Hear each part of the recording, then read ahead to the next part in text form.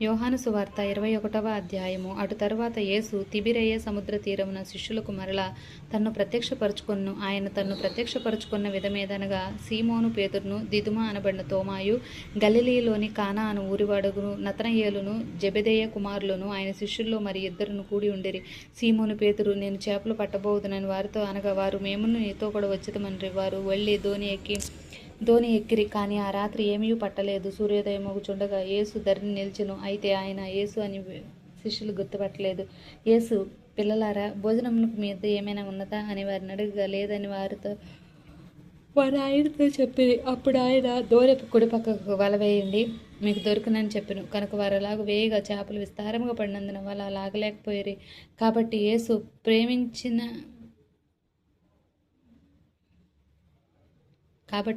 ప్రేమించిన శిష్యుడు ఆయన ప్రభువు సుమి అని పేతురుతో చెప్పెను.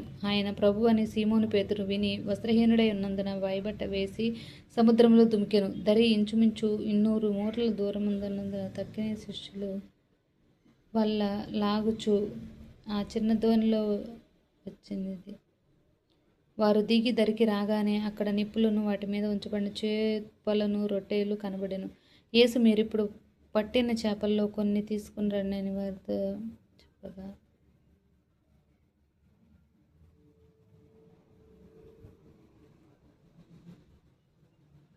సీమోను పేతురు ధోని ఎక్కి వలను దరికి లాగెను. అది 153 గొప్ప చేపలతో నిండి ఉండెను. చేపలు అంత విస్తారముగా పడినను వల పెగలలేదు. యేసు, రండి భోజనం చేయడని వారితో అన్ను. ఆయన ప్రభు అని వారికి తెలిసినందున, నీవెవడు అని శిష్యుల్లో ఎవడునూ ఆయన్ను అడుగు తెగింపలేదు. యేసు వచ్చి ఆ రొట్టెను తీసుకుని వారికి పంచిపెట్టెను. అలాగే చేపలను కూడా పంచిపెట్టెను. యేసు మృతుల్లో నుండి లేచిన తరువాత శిష్యులకు ప్రత్యక్షమైనది ఇది 3వసారి. వారు భోజనం చేసిన తర్వాత యేసు సీమోను పేతురును చూచి, యోహాను కుమారుడవైన సీమోను, మీకంటే నీవు నన్ను ఎక్కువగా ప్రేమించున్నావా అని అడుగగా, అతడు, అవును ప్రభువా, నేను నిన్ను ప్రేమించున్నాను, నీవే ఎరుగుదువని ఆయనతో చెప్పెను. యేసు, నా గొర్రెపిల్లల మేపమని అతనితో చెప్పెను. మరలా ఆయన, యోహాను కుమారుడవైన సీమోను, నన్ను ప్రేమించున్నావా అని 2వ మారు అతను అడగగా, అతడు, అవును ప్రభువా, నేను నిన్ను ప్రేమించున్నాను.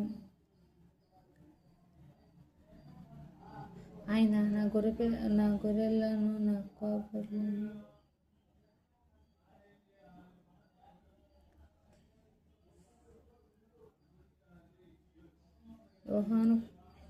యేసు, నా గొర్రెపిల్లలను మేపమని అతనితో చెప్పెను. మరలా ఆయన, యోహాను కుమారుడవైన సీమోను, నన్ను ప్రేమించున్నావా అని 2వసారి అతన్ని అడుగగా, అతడు, అవును ప్రభువా, నేను నిన్ను ప్రేమించున్నానని నీవే ఎరుగుదువని ఆయనతో చెప్పెను.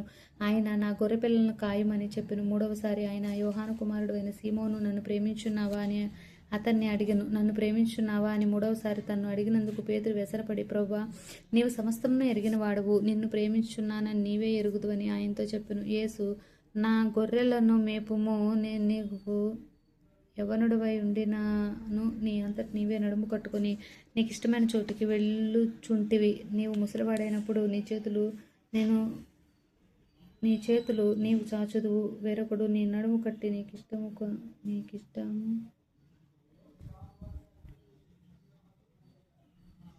నీకిష్టము కాని చోటికి నేను మోసుకొని పోవునని నీతో నిశ్చయముగా చెప్పుచున్నానని అతనితో చెప్పెను.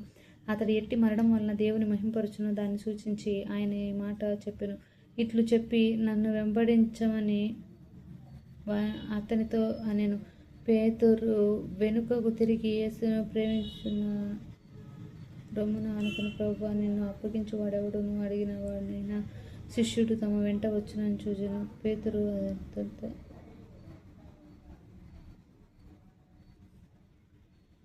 ప్రభువా, నిన్ను అప్పగించు వాడెవడో అడిగిన వాడినైనా శిష్యుడు తమ వెంట వచ్చుడు చూచెను. పేతురు అతను చూచి, ప్రభువా, ఇతని సంగతి ఏమగునని యేసును అడిగెను. యేసు, నేను వచ్చే వరకు అతడుండుట నాకు ఇష్టమైతే అది నీకేమి, నీవు నన్ను వెంబడించుము అను. కాబట్టి ఆ శిష్యుడు చావుడను మాట సహోదరులు ప్రచురమాయెను. అయితే చావుడను మాట